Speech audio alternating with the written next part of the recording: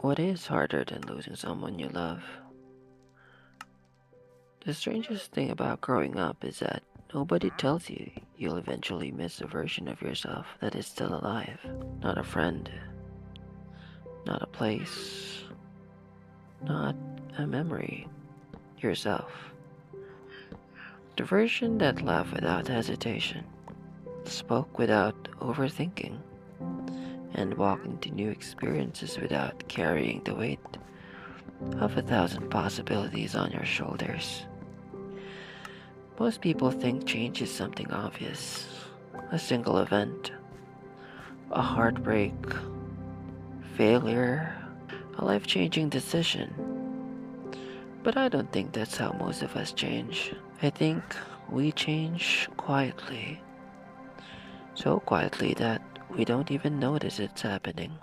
A little more cautious after being hurt, a little more reserved after being misunderstood, a little more guarded after disappointment, and until one day you find yourself in a perfectly normal moment and a thought appears out of nowhere. When did I become like this?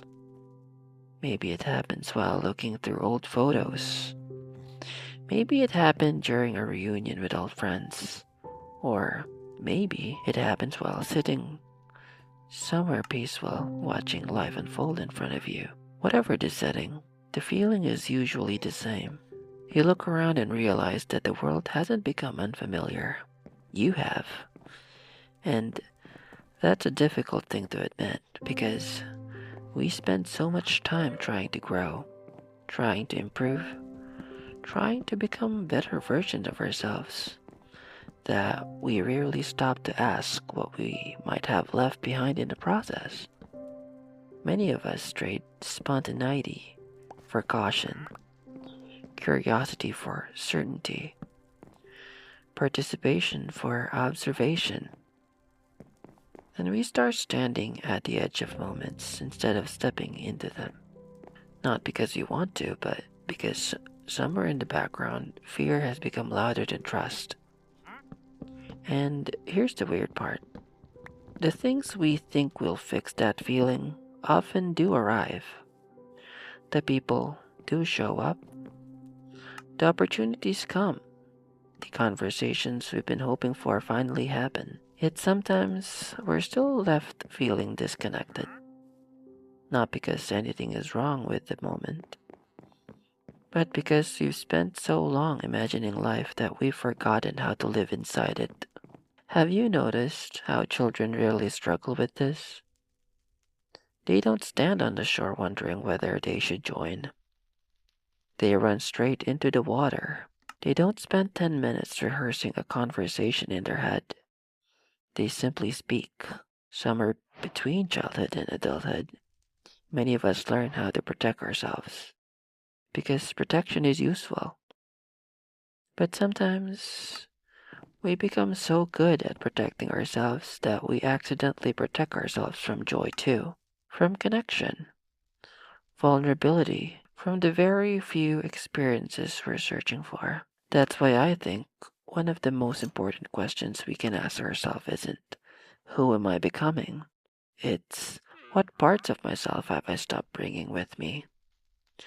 Because maybe growth isn't about constantly becoming someone new. Maybe growth is also about remembering. Remembering the courage you once had. Remembering the curiosity you once carried. Remembering the version of yourself that wasn't afraid to fully participate in life. Not because that version was perfect, but because there was something honest about them, something free. And maybe that's the lesson. The person you miss isn't always gone. The confidence you had, the ability to be present, those things don't simply disappear. Sometimes they just get buried beneath years of responsibility, disappointment, fear, and routine. And every now and then, life gives you a small reminder, a conversation, a sunset, a laugh that catches you by surprise, a moment that feels strangely familiar, and for a second you remember who you were. When that happens, Don't treat it as something to grieve. Treat it as an invitation to reconnect with the parts of yourself that you've neglected, an invitation to stop watching from the sidelines, an invitation to step back into your own story. Because life moves quickly, faster than you think. Then one day, when we look back, I don't think we'll regret the moments we failed to analyze. We'll regret the moments we were too afraid to experience. So, if there's anything worth holding on to, it's this. Don't spend so much time protecting yourself from discomfort that you also protect yourself from living. The shore is safe, but the memories are always made in the water. Maybe that's why so many of us feel tired these days. Not necessarily because our life is difficult, but because we're carrying versions of ourselves we've outgrown, while grieving versions of ourselves we've left behind. We're caught between who we were and who we're trying to become. We compare ourselves to our younger selves and wonder where all that confidence went, the energy, and maybe we're asking the wrong question. The goal was never to stay the same. After all, the younger version of you didn't know everything you've survived.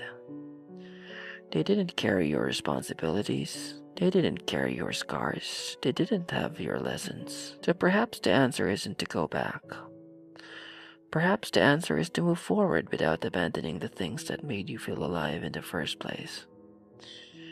To keep the wonder, the curiosity, the courage to try even when failure is possible. Because life has a funny way of teaching us something we spend years resisting. The moment we remember most are rarely moments when everything went according to plan. They're the moments when we showed up fully, when we laughed a little too hard, when we took the risk, when we let ourselves be seen, when we stopped worrying about things would end and simply allowed ourselves to experience them. Maybe that's what being present really means. Not having all the answers, not having complete confidence, not knowing exactly where life is headed, but choosing to participate anyway, choosing to step forward despite uncertainty, choosing to be part of your own story rather than just an observer of it. So, wherever you are in life right now, I hope you remember this. You are allowed to change. You are allowed to outgrow versions of yourself. You're allowed to miss who you used to be, but don't become so focused on who you've lost that you fail to appreciate who you're becoming. Because there is still a life waiting for you beyond your doubts. There are still conversations waiting to happen, friendships waiting to be formed, memories waiting to be created. And perhaps the most beautiful part is that it's not too late. It's never too late to laugh again, never too late to reconnect, and it's never too late to step back into the water. Thank you for spending these few minutes with me. If this reflection resonated with you, if it reminded you a part of yourself that you've been missing, let me know in the comments. I'd like to hear your story as well. And if you'd like more reflections like this, don't forget to like the video, subscribe to the channel, and turn on notifications so you won't miss the next one. Until next time, take care of yourself and remember to keep living.